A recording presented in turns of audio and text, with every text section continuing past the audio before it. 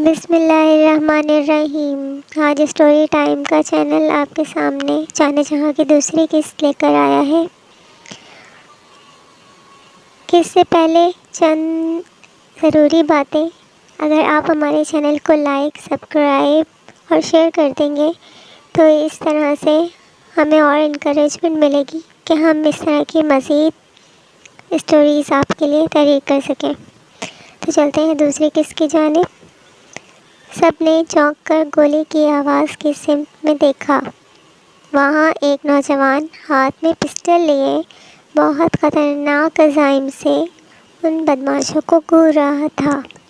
اس کے تاثرات سے لگتا تھا وہ بالکل بخشنے کے موڈ پہ نہیں ہے۔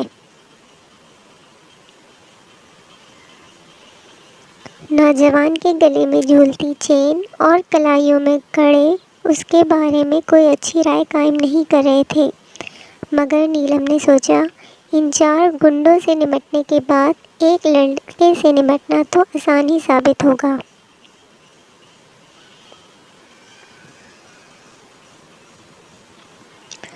چاروں لڑکے پسٹل کو دیکھتے ہی کھسکنے کے چکر میں تھے، مگر نہ جانے کہاں سے پولیس آ نکلی اور پھر ان چاروں کو ہتھکڑیاں لگاتے ہوئے رسمی کارروائی کرتے ہوئے پولیس اسٹیشن روانہ ہو گئی۔ نہ جانے کیوں نیلم کو اپنی جان بچانے والا وہ لڑکا جانا پہچانا محسوس ہو رہا تھا، مگر حقیقت یہی تھی آج تک نیلم اس سے نہیں ملی تھی۔ اس تمام واقعے میں اس لڑکے نے ایک مرتبہ بھی نیلم کی جانب نہیں دیکھا تھا۔ جب تمام معاملہ حل ہو گیا تو اب وہ نیلم کی طرف متوجہ ہوا اور اسے اردو میں کہا کہ آپ پاکستانی ہو۔ نیلم یہ سن کر حیران ہو گئی، مگر جلدی سے سر اس بات میں ہلایا اور اسے کہا جی ہاں، میں پاکستان سے آئی ہوں۔ اس لڑکے کو اس سارے معاملے سے کوئی دلچسپی نہیں تھی شاید، لہٰذا وہ جانے لگا۔ اس کے اس طرح کے رویے کو دیکھ کر نیلم کو اس پر اعتبار آنے لگا، اس لیے نیلم نے اسے کہا سنیں، کیا آج رات مجھے رہائش کے لیے کوئی جگہ مل سکتی ہے؟ میں اس کا معاوضہ دینے کو تیار ہوں۔ اس لڑکے نے بڑی حیرانی سے اسے دیکھا اور پوچھا مگر کیوں؟ آپ جہاں رہتی ہیں وہاں کیوں نہیں جا رہی؟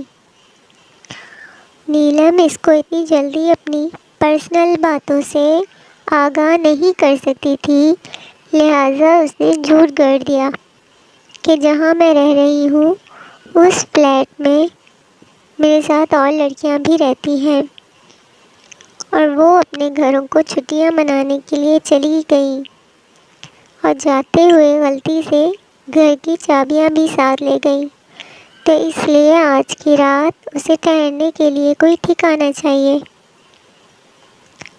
لڑکا بظاہر تو نیلم کی اس وضاحت سے مطمئن نہیں نظر آ رہا تھا، مگر اپنے سر کو ہلایا اور کہا صرف آج کی رات، اس کے بعد میری کوئی ذمہ داری نہیں ہوگی۔ آپ جیسے بھی اور جہاں سے بھی چابیاں ارینج کر سکتی ہیں کر لیجیے گا۔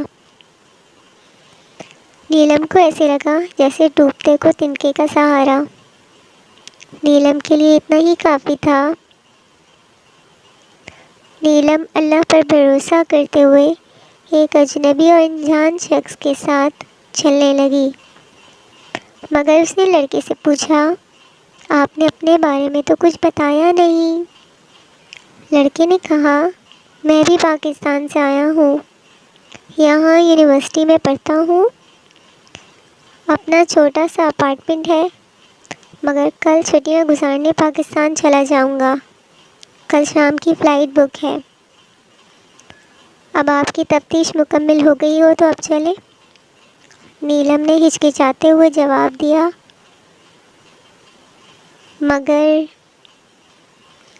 مگر آپ نے تو اپنا نام تک نہیں بتایا۔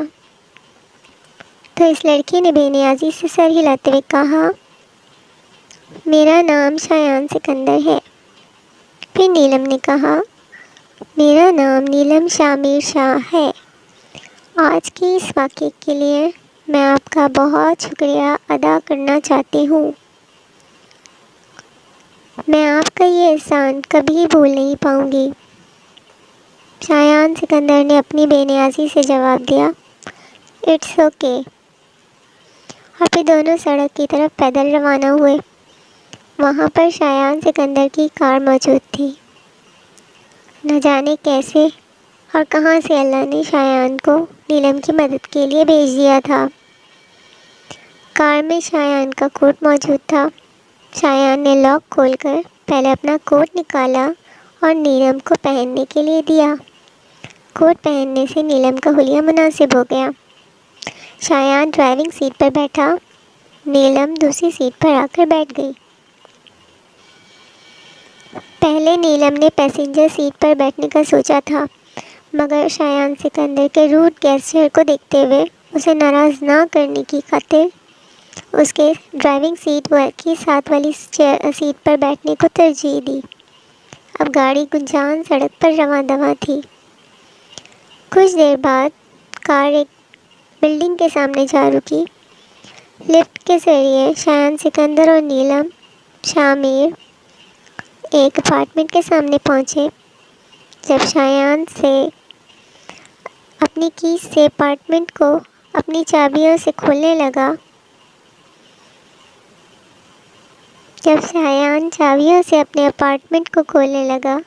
تب نیلم شاہ میر نے تھوک نکلتے ہوئے پوچھا، کیا گھر میں کوئی نہیں رہتا؟ اس کی آنکھوں کے سامنے گول گول دائرے گھومنے لگے۔ کہیں ایسا تو نہیں وہ کنویں سے بچ کر کھائی میں گرنے لگی ہو؟ شایان سکندر نے اپنی اصلی بے نیازی سے جواب دیا، نہیں، میرے علاوہ کوئی نہیں رہتا۔ نیلم شاہ میر تذبذب کے عالم میں دروازے پر ہی کھڑی رہ گئی۔ اب نیکسٹ ایپیسوڈ کے لیے آپ کے کامنٹ کا انتظار رہے گا۔ کامنٹ باکس میں ضرور آگاہ کیجیے گا کہ آپ نیکسٹ ایپیسوڈ دیکھنا چاہتے ہیں یا 3 دن بعد، اور چینل کو لائک اور سبسکرائب کر لیجیے گا۔ بیل آئیکن کو پلیز دبا لیجیے گا تاکہ نئی آنے والی قسط سب سے پہلے اس کا نوٹیفیکیشن آپ کو موصول ہو جائے۔ اپنا خیال رکھیے گا۔ اللہ حافظ۔